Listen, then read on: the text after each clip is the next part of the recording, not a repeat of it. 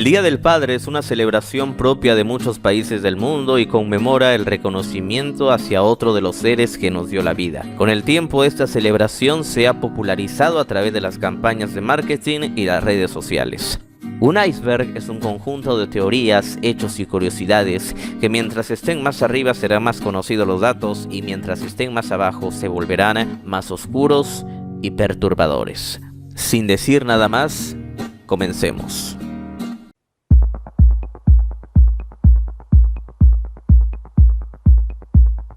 La fecha fue impulsada por Sonore Somar-Dot en 1910 para rendir homenaje a los padres, pues ella vivió en carne propia que también desarrollan una buena labor. Ella se inspiró en su padre, Henry Jackson Smart, quien se encargó de criarla a ella y a sus 5 hermanos luego de la muerte de su madre. Era un granjero que sirvió como sargento en la guerra civil. Su propuesta en principio fue rechazada, pero luego adquirió fuerza entre las comunidades. Sonora propuso que la celebración fuera el 5 de junio en honor al cumpleaños de su padre, pero la alianza ministerial de Spokane de Washington eligió el tercer domingo de aquel mes para celebrar el Día del Padre.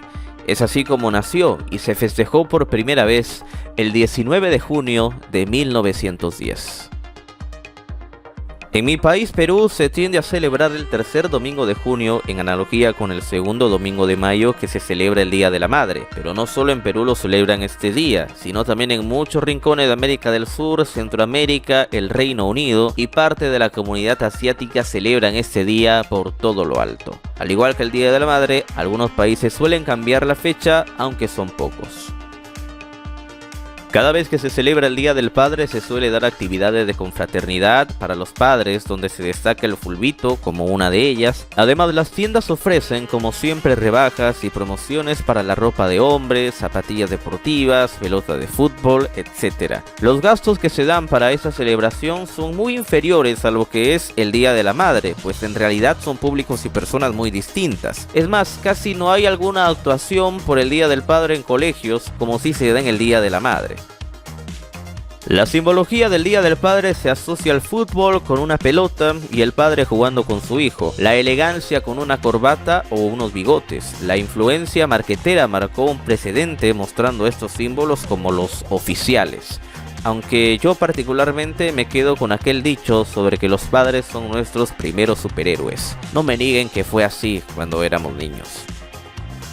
Papá y mamá proporcionan al infante los pilares fundamentales de su desarrollo emocional y afectivo, además de ser figuras de protección. Junto a ellos, el pequeño o la pequeña se siente seguro y contento. De la mano con esta relación afectiva, aparecen de a poco sus habilidades sociales. Los padres y las madres ayudan a los hijos y a las hijas como modelos en el proceso de socialización. ¿De qué manera? Ayudándolos a aceptar e integrar su conducta, una serie de pautas de comportamiento que serán de mucha utilidad para que se adapten sin problemas a su entorno. Dicho de otro modo, emulando el comportamiento del padre o la madre, los niños y niñas contarán con los principios socioculturales propios de su comunidad para integrarse paulatinamente a ella. Esto, sumando a otras cosas, supone una enorme responsabilidad para papá y mamá, pues los chicos y chicas imitarán su conducta social, incluso cuando tengan que hacer frente a situaciones difíciles o complejas. Por ello, es tan importante el rol del padre como el de la madre, pero hoy, en nuestros días, no corre al pie de la letra como antes. Un padre puede cocinar y hacer labores de casa cuando se le requiera, así como también la madre puede trabajar y traer dinero al hogar para mantener a la familia.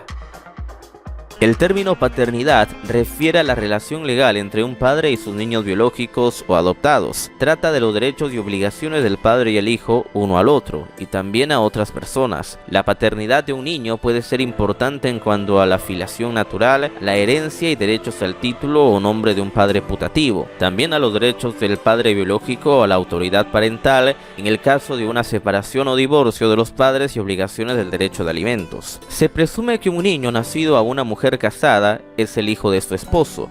En cuanto a un posible evento de no paternidad, lo cual pueda o no incluir fraude de paternidad, esta presunción se puede refutar con evidencias opuestas. La más común es la prueba de sangre del ADN.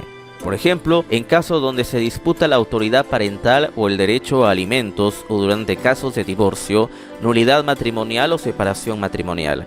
En el caso de un padre quien no está casado con la madre de un hijo, un hombre que acepta la paternidad del niño lo hace en lo que se llama aceptación voluntaria de paternidad, donde la madre o las autoridades jurídicas pueden expedir una petición para una resolución en contra de un padre putativo o puede resolver el caso durante un tiempo por la doctrina de los actos propios. Actualmente, cuando se disputa o duda de la paternidad, una prueba de esta puede resolver el asunto de forma definitiva. El patriarcado es un sistema social en que los hombres tienen el poder primario y predominan en roles de liderazgo político, autoridad moral, privilegio social y control de la propiedad. Algunas sociedades patriarcales también son patrilineales, lo que significa que la propiedad y el título solo son heredados por el linaje masculino. El patriarcado además está asociado con un conjunto de ideas, una ideología patriarcal que actúa para explicar y justificar este dominio y lo atribuye a las diferencias naturales inherentes entre hombres y mujeres. Los sociólogos tienen opiniones variadas sobre si el patriarcado es un producto social o el resultado de diferencias innatas entre los sexos. Históricamente, el patriarcado se ha manifestado en la organización social, legal, política, religiosa y económica, de una variedad de culturas diferentes. El patriarcado se puede manifestar desde la familia y el ámbito doméstico, hasta la hora de ver quiénes ocupan los cargos de poder en el Estado y cómo ejercen este poder, pasando por el ámbito laboral y académico, por poner solamente algunos casos. Las instituciones religiosas tampoco quedan exentas a este tipo de supremacía del hombre sobre el poder de la mujer. Las sociedades patriarcales se rigen a partir de los estereotipos de género. Según los especialistas, no es una organización que existe desde siempre. Por caso, Gerda Lerner ubica el surgimiento del patriarcado entre 3100 y 600 a.C. en la zona del antiguo Próximo Oriente, donde la familia era la unidad básica. Desde entonces se emanaban reglas y normas. Según esta autora, los inicios de este tipo de organizaciones tienen que ver con la guerra, el sexo y la reproducción. Cada vez más mujeres son las que deciden criar a sus hijos solas, pues se ha dado cuenta que la pareja que eligieron para formar una familia no resultó ser una persona responsable. Así que, lejos de llevar una vida de sufrimiento y estrés, deciden alejarse por salud mental y por la estabilidad de sus hijos.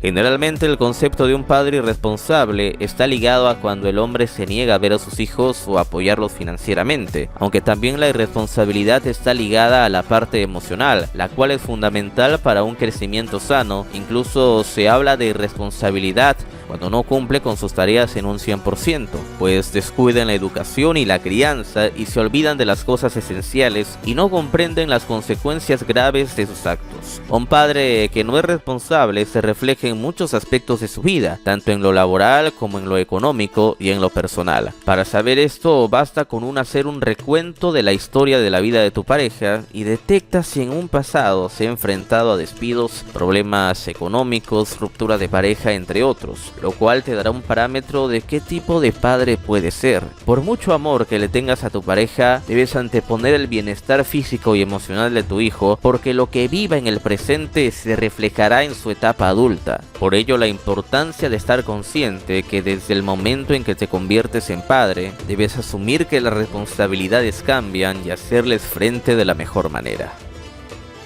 La presencia de los padres es fundamental para el bienestar de sus hijos. El amor, el apoyo, la autoridad y el ejemplo de los padres son irreemplazables. Por esa razón, se ha de tener claras las características de los padres ausentes, pues no contar con una de estas figuras suele provocar vacíos y heridas que perduran aún en la vida adulta, afectando las relaciones, personalidad y autovaloración de las personas. Al padre se le ha dado erróneamente un papel secundario o antagónico en la familia y la crianza de sus hijos, ese rol en que solo basta con proveer soporte financiero. Sin embargo, esta manera de ver al padre debe cambiar. Hay que tener en cuenta que a veces los padres no están porque no quieran, sino porque se les impide. Tienen malas relaciones con sus exparejas, por ejemplo, o si es militar o médico deben estar al servicio de otros y viajar con frecuencia lejos de la casa. Por ello, lo común sea que el padre solo vea al hijo al principio y al final del día, y pese a tener los fines de semana libres, no terminan pasando tiempo con ellos,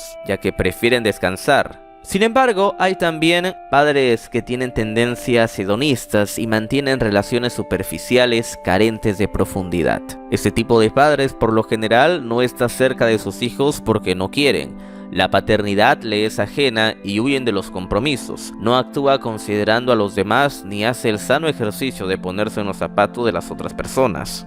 Lamentablemente, estos son casos de la vida real y abundan en nuestro alrededor. Por ello, es importante saber cómo frenar esto, además de mantener siempre comunicación con nuestros hijos. Esta frase es, creo, una de las más populares en muchas de las sociedades latinas.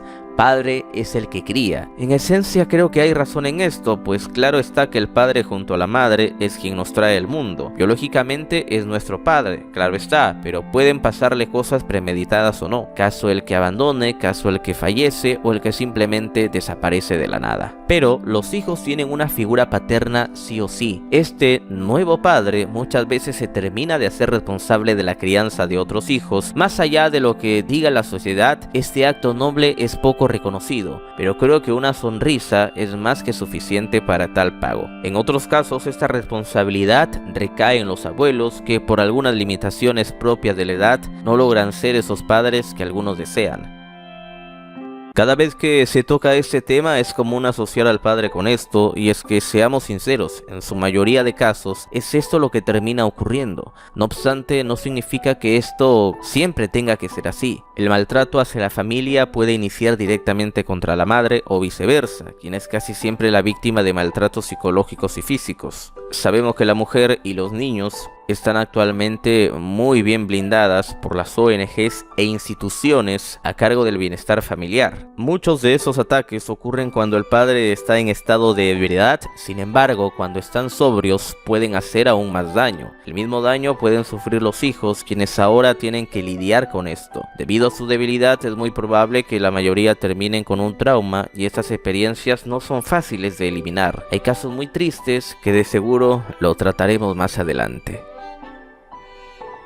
El complejo de Electra es una fase normal del desarrollo psicosexual de la mayoría de las niñas, en la cual existe un gran afecto por el padre y un sentimiento de rencor o mala voluntad en relación con la madre. Incluso puede ser que la niña intente competir con la madre para ganar la atención del padre. Generalmente, esta fase es leve y surge entre los 3 y 6 años de edad, pero puede variar según la niña y su grado de desarrollo. Este complejo de Electra fue desarrollado por el psiquiatra Carl Jung, y en la mayoría de los casos ocurre porque el padre es el primer contacto que la niña tiene con el sexo opuesto. Así como el complejo de Edipo, desarrollado por Sigmund Freud, la resolución del complejo de Electra influirá en el desarrollo de la vida sexual adulta y cómo la niña se relaciona con el sexo opuesto. Algunos signos que pueden indicar que la niña está entrando en la fase del complejo de Electra incluyen necesidad de colocarse siempre entre el padre y la madre para alejarlos, llanto descontrolado cuando el padre necesita salir de la casa, sentimiento de gran afecto en relación al padre que puede llevar a la niña a manifestar la voluntad de casarse con él algún día, sentimientos negativos en relación con la madre, especialmente cuando el padre está presente. Estos signos son normales y temporales, razón por la cual no debería existir alguna preocupación para los padres. Sin embargo, si se mantiene después de los 7 años o empeoran con el tiempo, puede ser importante consultar a un psicólogo infantil para confirmar el diagnóstico e iniciar el tratamiento de ser necesario.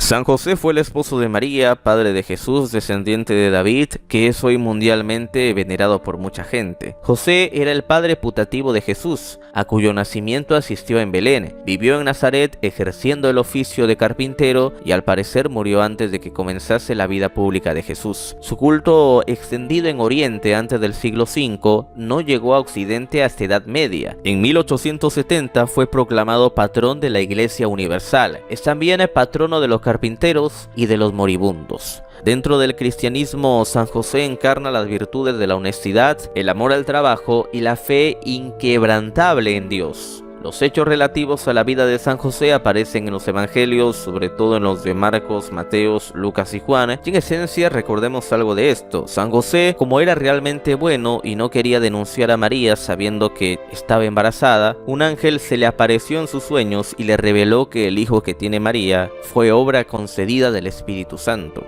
Tras el nacimiento de Jesús en Belén, San José, avisado de nuevo por un ángel, tomó a Jesús y a la Virgen María y condujo a Egipto para huir fuera del reino de Judea. Avisado de nuevo por un ángel, tomó a Jesús y a la Virgen María y los condujo a Egipto para huir de la furia del rey de Judea, Herodes el Grande. A la muerte del monarca y después de una nueva revelación del ángel, San José retornó a su país, pero por temor al sucesor de Herodes, la familia no se estableció en Belén, sino en Nazaret de Galilea. Allí San José ejerció su oficio de carpintero. Los evangelios citan por última vez a San José en el episodio narrado por San Lucas, en el que Jesús se perdió durante una visita a Jerusalén y fue hallado por sus padres en el templo, discutiendo con los doctores. Nada cierto se sabe acerca de su muerte, aunque por la narración evangélica parece probable que fuera antes de que Jesús iniciase su vida pública. Como curiosidad, el culto a San José comenzó posiblemente entre las comunidades cristianas de Egipto. En Occidente fueron los servitas, una orden mendicante, quienes en el siglo XIV comenzaron a festejar el 19 de marzo como la fecha de la muerte de San José, y esta devoción tendría luego impulsores como el Papa Sixto IV y la mística española Santa Teresa de Jesús. El Papa Pío IX lo declaró patrono de la Iglesia Universal en 1870. Casi 100 años después, en 1955, Pío XII instituyó la fiesta de San José Obrero el 1 de mayo. ¿Estuvo casado Jesús con María Magdalena? La eterna pregunta que desafía los evangelios de la Biblia fue plasmada en libros de ficción como El Código Da Vinci, de Dan Brown. Ahora, los autores de un nuevo libro llamado The Lost Gospel, El Evangelio Perdido, aseguran tener evidencias de esta hipótesis tras el descubrimiento de un manuscrito que cuenta la historia de los dos hijos de Jesús y su matrimonio con María, una seguidora muy próxima y que estuvo presente en su crucifixión, el entierro y el descubrimiento de su tumba vacía. A lo largo de estos últimos años han aparecido antiguos manuscritos donde se hacía referencia a una esposa de Jesús llamada María, en algunos de ellos pudiéndose tratar de María Magdalena. En esta ocasión el libro se centra en una historia que aparece en un manuscrito que data aproximadamente de 570 después de Cristo, escrito en asirio o en siriaco, principal lengua literaria utilizada en Oriente Medio entre el siglo IV y el siglo VIII, y relacionado con el arameo, el idioma en el que hablaba Jesús. El documento está escrito en papel vitela, un tipo de pergamino hecho de piel de becerro, y formó parte durante 20 años de los archivos de la Biblioteca Británica. Allí fue a parar después de que el Museo Británico comprara este manuscrito en 1847 a un distribuidor que aseguró que lo había obtenido del antiguo monasterio de San Macario en Egipto. Durante los últimos 160 años este pergamino fue estudiado por unos pocos que lo consideran bastante ordinario. Sin embargo, el rumbo de este manuscrito tomó un cariz diferente cuando fue a parar a las manos de Barry Wilson, profesor de estudios religiosos en Toronto, y Simcha Jacobitzi. Tras 6 años de estudio, ambos aseguran que lo que tienen entre las manos se trata de un quinto evangelio perdido, que se sumarían a los 4 ya conocidos y escritos por los evangelistas Mateo, Marcos, Lucas y Juan. Entre otros asuntos, los autores sostienen en este libro que hubo un intento de asesinato contra los hijos de María, así como que María Magdalena en realidad era la Virgen María. Toda una gran incongruencia. ¿Por qué los cristianos dicen que Dios es un hombre? ¿Dios es un hombre o una mujer o algo completamente distinto? Cuando hablamos de Dios, ¿te refieres a una entidad como ella, o eso, o a un padre? Los traductores modernos de la Biblia batallan con la pregunta de qué es más apropiado o correcto. ¿Es prejuicioso referirse siempre a Dios como Él, que es el enfoque tradicional? ¿Es Dios un hombre o una mujer o algo completamente distinto? ¿Dios o diosa? Los más antiguos adoraban a la multitud de dioses y diosas conocidos como un mausoleo, quienes influenciaban casi cada aspecto de la sociedad. Uno de los primeros trabajos de literatura, conocidos como la Epopeya de Gilgamesh, que retrata las interacciones de una persona tanto con dioses femeninos como masculinos durante su búsqueda de la inmortalidad. Junto con muchos dioses descritos está la diosa Ishtar y el dios Shamash. Entre otras palabras, los primeros trabajos teológicos y conocidos sugieren que los dioses eran masculinos o femeninos. No fue hasta alrededor de 2000 a.C., cuando surgieron nuevas personas, que Dios comenzó a ser descrito en términos singulares y masculinos. Estas nuevas personas fueron conocidas como hebreos y después fueron llamados judíos. Peter Kreeft propone que la revelación judía fue distintiva de su pronombre exclusivamente masculino debido a que era un distintivo de esa teología de la trascendencia divina. Esta idea fue tan radical que los adeptos hebreos fueron sin lugar a dudas considerados por sus vecinos como un grupo inusual. Pero esto parecía ser parte del plan de este nuevo grupo, ser diferentes y apartados. Como consecuencia del surgimiento del monoteísmo judío, la mayoría de los cristianos y musulmanes se han referido de manera similar al Dios singular y soberano en términos decididamente masculinos. Pero, ¿por qué con el surgimiento de estas tres religiones monoteístas a Dios se le describió exclusivamente como un hombre? ¿Implica esto la creencia de que Dios tiene órganos sexuales masculinos o hay algo más? La mayoría de estas personas estarían de acuerdo en que Dios, por definición, está más allá de la realidad física. Dios es trascendente, lo que significa que existe fuera del espacio y el tiempo. Y si este es el caso, entonces Dios no puede tener un cuerpo físico de la manera que los humanos. Por lo tanto, Dios no es hombre ni mujer. Sin embargo, ¿por qué los pronombres masculinos? ¿Por qué los autores de la Biblia y de otra literatura sagrada monoteísta eligieron los pronombres masculinos para describir a Dios? Puede ser porque las culturas en las que Dios fue descrito por primera vez como el único Dios verdadero fueron principalmente patriarcados, lo que significa que los hombres eran en su mayoría el sexo dominante. También puede ser que el lenguaje coloquial o el pronombre masculino se usa frecuentemente para referirse a cualquier género desconocido, o puede ser que haya otro principio en función. Lo que la Biblia revela de manera explícita es que la humanidad, tanto hombres como mujeres, fue creada a imagen y a semejanza de Dios. Ahora, si Dios fuera estrictamente un hombre como nosotros percibimos a los hombres, entonces sería bastante difícil crear a una mujer a su imagen y semejanza. También sabemos que Dios muestra características tanto masculinas como femeninas y que las escrituras usan metáforas tanto femeninas como masculinas para describirlo. Entonces, ¿por qué hemos usado el pronombre masculino cuando nos referimos a Dios? ¿No podría haber dicho arriba, las escrituras están usando metáforas como femeninas y masculinas para describirla? Incluso Lewis, que es uno de los grandes pensadores cristianos modernos, concedió este punto diciendo, ¿por qué no? Ya que de hecho Dios no es un ser biológico y no tiene sexo. ¿Importa si decimos él o ella, padre o madre, hija o hijo? Sin embargo, Lewis no nos deja escaparnos tan fácilmente. Concluye diciendo, entonces, los cristianos piensan que Dios ha enseñado cómo hablar de él. Decir que no importa es decir que todas las imágenes masculinas no están inspiradas, que son meramente de origen humano, o aunque fueron inspiradas, es muy arbitrario o no esencial. Y esto es ciertamente intolerable. En otras palabras, mientras que pueda ser anatómicamente impreciso describir a Dios como hombre, es igualmente engañoso y arrogante insistir que sabemos más. Al final, lo mejor que podemos hacer es confiar que en algún día nos encontraremos con Dios cara a cara y esta pregunta será una vez por todas respondida.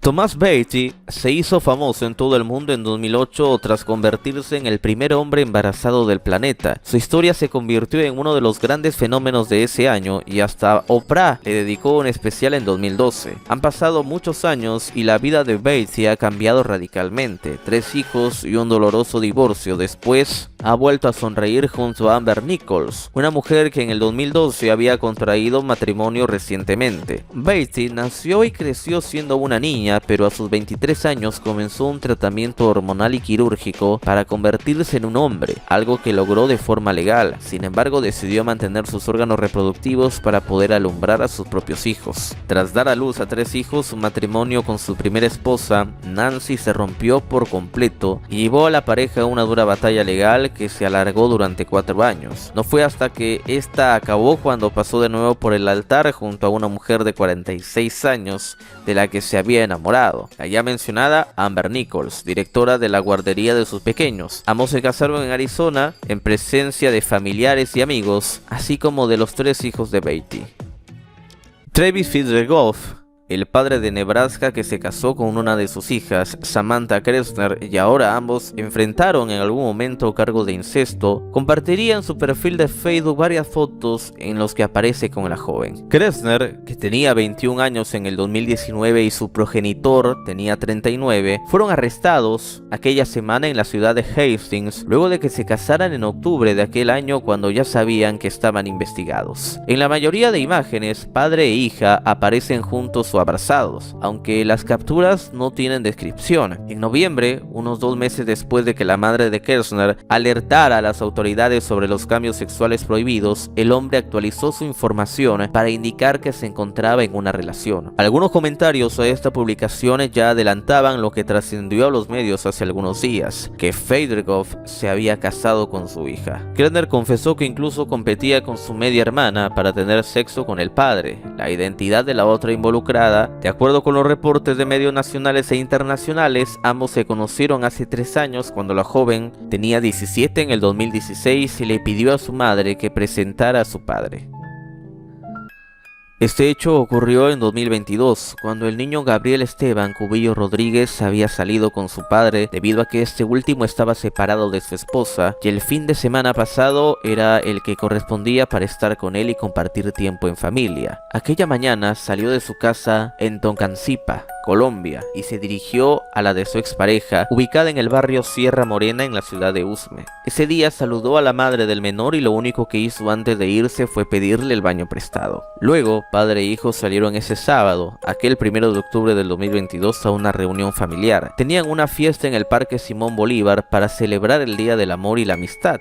Hasta ese momento nadie sospechaba nada. Al culminar la reunión, el hombre le dijo a su familia que iba a dejar a Gabriel a la casa de su mamá y todos se despidieron. Pero a eso de las 9 de la noche, la hermana del hombre recibió un mensaje. Este le decía que no lo esperaba porque no iba a regresar y que buscara unas cosas que le había dejado en una moto que había parqueado en su casa en el barrio Castilla de la localidad de Kennedy. Allí la mujer encontró la suma de 8 millones de pesos y una nota en donde dejaba varias recomendaciones para disponer de sus pertenencias. A eso de las 10 de la noche, la madre de Gabriel ya había entrado en pánico, pues su expareja le había llamado a decirle que buscara una USB, que lo había escondido en el baño de su casa cuando lo había pedido prestado. En esta memoria, la mujer vio 2 videos. En uno de ellos le reprochaba muchas cosas acerca de su relación y de las causas del fin de la misma, y el otro le advertía cuáles eran sus macabros planes con el niño. Le decía que lo iba a mandar a mejor vida. Su relación había sido tortuosa, en parte por los problemas mentales del hombre.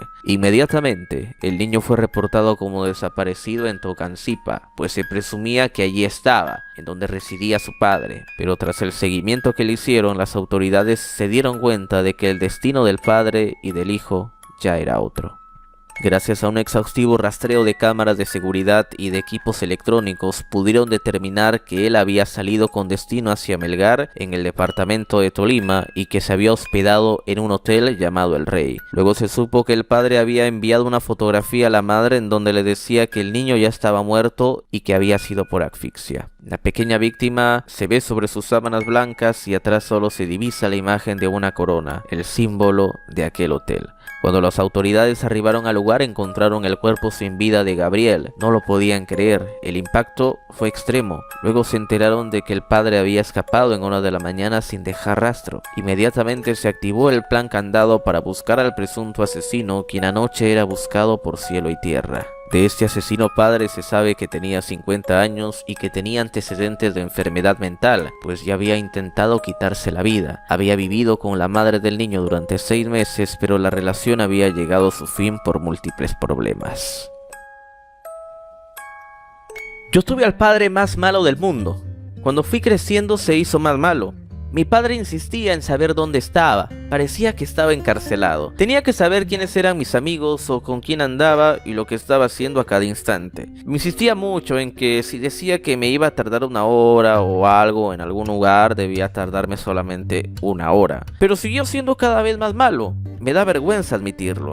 Pero hasta tuvo el descaro de romper la ley federal del trabajo de niños. Me enseñó y me obligó a lavar mis trastes, ya lo saben, utensilios de cocina, a hacer mi cama, a barrer y hasta aspirar mi recámara y lavar mi ropa.